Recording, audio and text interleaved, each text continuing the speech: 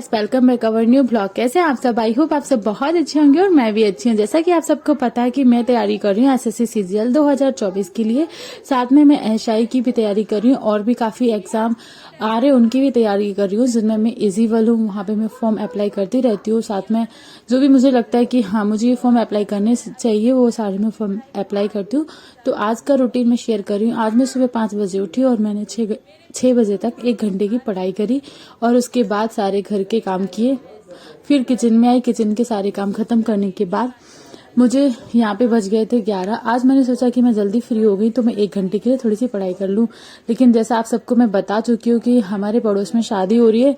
तो शादी आज की थी यानी 11 दिसंबर की थी, लेकिन कंटिन्यू कितने सारा दिन हो गए, मतलब 7-8 दिन हो गए होंगे तब से कंटिन्यू गाने बज रहे हैं यहाँ पे। और सुबह स्टार्ट हो जाते हैं गाना और रात को समथिंग 2 बजे बंद होता है, मतलब रात को 2 बजे बंद होता है। कभी कभी बीच में आधा घंटे 20 मिनट 15 मिनट के लिए बंद हो जाता है। और उनकी आवाज भी इतनी ज्यादा तेज रहती है, मतलब ये समझ लो कि आप जब भी आप बुक्स उठाओगे तो आपका पूरा दिमाग वैसे ही खराब हो जाता है। इतना ज्यादा सर दुखता है, ऐसा लगता है कि ये सारी बुक्स रख दूं साइड में, भाई पहले इनके गाने ही सुन लूं। और गाने भी इतने भयंकर भयंकर बजाते हैं, पल्लू लटके पता नहीं क्या क्या, मतलब वो कितने दिन हो गए 8 दिन से उनका पल्लू लटक ही रहा, पता नहीं कब वो संभालेंगी। मतलब 8 दिन से कितना दिमाग खराब हो सकता है आप सोच ही सकते हो। लेकिन मैं फिर भी जब गाना थोड़ा सा बंद होता है तब मैं ओवर वॉश करती हूँ। कल का मैं ब्लॉग भी बहुत देखा होगा कि उसमें बहुत ज्यादा ओवर वॉइस आ रही है साइड से, मतलब गाने कंटिन्यू बजे जा रहे थे। तो आज मैंने सोचा कि ठीक है अभी जब बंद होगा तब मैं रिकॉर्ड करूंगी। तो मैंने पूरे दिन का ब्लॉग बनाया और फाइनली मैं यहाँ पे बुक्स पढ़ने बैठ गई। सारे रूम के गेट, सारी खिड़की, सब कुछ बंद करके बैठी हूँ। उसके बाद आप पीछे देख भी रहे हो ब्लैक है, क्योंकि सारे रूम के गेट वेट सब बंद करके आई हूँ मैं, कि आवाज थोड़ी सी कम आए। लेकिन फिर भी आवाज आ रही क्योंकि थोड़ा ही दूर है, मतलब ज्यादा दूर नहीं, पड़ोसी समझ लो पर थोड़ा दूर है, 2-3 घर छोड़ के है, तो फुल आवाज आती है। पर ठीक है, उनको करेंगे इग्नोर और अपनी पढ़ाई को थोड़ा सा ध्यान देके यहाँ पढ़ाई करने बैठ गए हैं। तो मैं जब भी सोचती हूँ कि मैं पढ़ाई करूँ तो मेरे साथ क्या होता है कि ठीक है आज नहीं करते हैं, कल नहीं करते हैं, 2 दिन बाद कर लेंगे, आज थोड़ा सा रेस्ट कर लेते हैं, आज थोड़ा सा थक गए। आप सबके साथ भी यही होता होगा, मुझे पता है, क्योंकि मेरे साथ हो रहा है और हर स्टूडेंट के साथ यही होता है। लेकिन मैं उनको ये कहूंगी कि कोई कभी आपने किसी मजबूर व्यक्ति को देखा है? जैसे मैंने एक वीडियो देखा था, एक अंकल थे, वो पाइनएप्पल काट के दे रहे हैं और उनके हाथ बहुत ज्यादा कांप रहे थे, पूरा ऐसे हाथ हिल रहे थे उनके। और मैंने देखा कि वो मतलब इतनी उनकी उम्र हो गई, मुझे मतलब एग्जैक्ट एज तो उनकी नहीं पता, लेकिन उनकी एज लगभग 80, 85, 90 की समथिंग होगी और उनके हाथ भी कांप रहे थे। फिर भी वो आराम से, मतलब अपनी आराम से नहीं कह सकते, अपनी दुकान चला रहे थे, क्योंकि वो उनकी मजबूरी थी। क्योंकि उनको पूरा दिन ये काम करने के बाद 2 वक्त की रोटी कमा सकते हैं वो, और उसके बाद कई तो ऐसे भी होते हैं जिनको ये 2 वक्त की रोटी कमाने के बाद भी बना के भी खानी पड़ती है। तो मुझे ना ये सब देख के बहुत ज्यादा अजीब सा लगता है। ऐसा लगता है कि या तो मैं बाहर ही ना निकलूं जो ऐसी चीजें देखने को मिले। बट बाहर भी जाते हैं और घर में भी जब भी मैं फोन ओपन करूँ तो मतलब मुझे ऐसी ही वीडियो सजेशन होते, क्योंकि मैं यही देखना पसंद करती, मतलब जैसे जहां से मुझे मोटिवेशन मिलता है वो चीजें मैं देखती हूँ।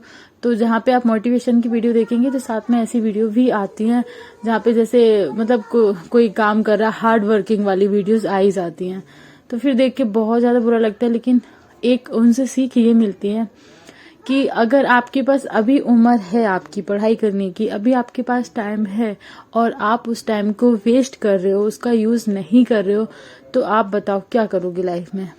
एक टाइम आपका भी ऐसा ही हो सकता है, मेरा भी ऐसा ही हो सकता है। मैं पर्टिकुलर किसी एक के लिए नहीं कह रही हूँ, ये उन व्यक्तियों के लिए कह रही हूँ जो उनको बहुत ज्यादा टाइम मिल रहा है, मतलब फ्री है, घर से माँ बाप स्कूल के लिए फीस दे रहे हैं कि भाई तुम पढ़ लो, हर चीज की सुविधा दे रहे हैं, यहाँ तक कि उनको बाहर भी भेज रहे हैं कि आप यहाँ बैठ के कोचिंग, ट्यूशन, आराम से रहने खाने का खर्चा दे रहे हैं और पढ़ाई करो।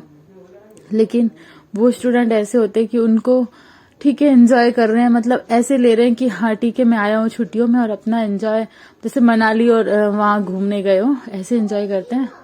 तो वही फिर बाद में पछताते भी बहुत है।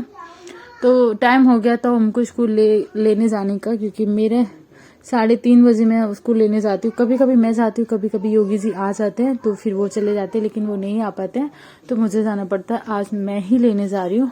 तो लाइफ के स्ट्रगल तो चलते रहेंगे, बच्चे संभालना, घर संभालना मेरे लिए तो बहुत ज्यादा मुश्किल है।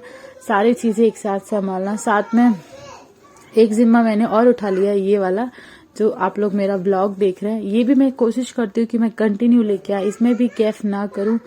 पर मैं हमेशा यही सजेस्ट करती हूँ कि भाइयों, मेरे प्यारे बहनों, मेरे छोटे बड़े जैसे भी भाई बहन हो, आप लोग थोड़ी सी मेहनत प्लीज करो। आप लोग इतने सारे लोग हो, मतलब अगर मैं परसेंटेज के हिसाब से बताऊं तो कम से कम मुझे लगता है कि 20 से 25 या 30% स्टूडेंट ऐसे हैं जो पढ़ाई के नाम पर बस एंजॉय कर रहे हैं, पढ़ाई नहीं कर रहे हैं। मतलब बहुत ज्यादा ऐसा लग रहा है कि हाँ बस बुक्स लेके खरीद के रखी है और बस उनको देखना है, और कभी किसी का कुछ वीडियो देख लिया, कभी किसी का सिलेक्शन देख लिया तो उसको देख के जलने लगते हैं कि इसका सिलेक्शन कैसे हो गया, ये मतलब आगे कैसे बढ़ गया और हम यहाँ क्यों रह गए। भाई तुम मेहनत नहीं करोगे तो यहीं रह जाओगे, आगे कैसे बढ़ोगे। आगे बढ़ने के लिए मेहनत करनी होती है, बिना मेहनत के यहाँ कुछ नहीं मिलता फ्री में। ये वाला शब्द मैं कितने बार रिपीट कर चुकी हूँ और आज भी मैंने रिपीट किया कि बिना मेहनत के कुछ नहीं मिलेगा। मेहनत करो, कोशिश करो, बाद में रिजल्ट क्या आएगा 100% तो अच्छा ही आता है, 1-2% नहीं अच्छा है तो भाई मेहनत करी है तो रिजल्ट तो कहीं ना कहीं से आना ही है।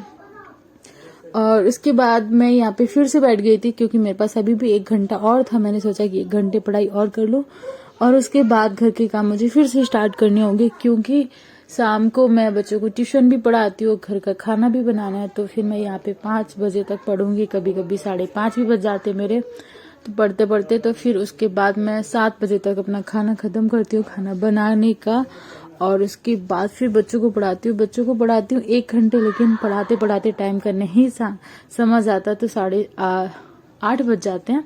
कभी कभी 9 तो नहीं बजने देती, लेकिन होमवर्क देते देते 9 भी बज जाते हैं। लेकिन कोशिश करती हूँ कि 8:30 बजे छोड़ दो और उसके बाद फिर से आना होता है किचन में। किचन के काम खत्म करने के बाद फिर से करनी होती है पढ़ाई। तो ये है मेरी लाइफ जर्नी।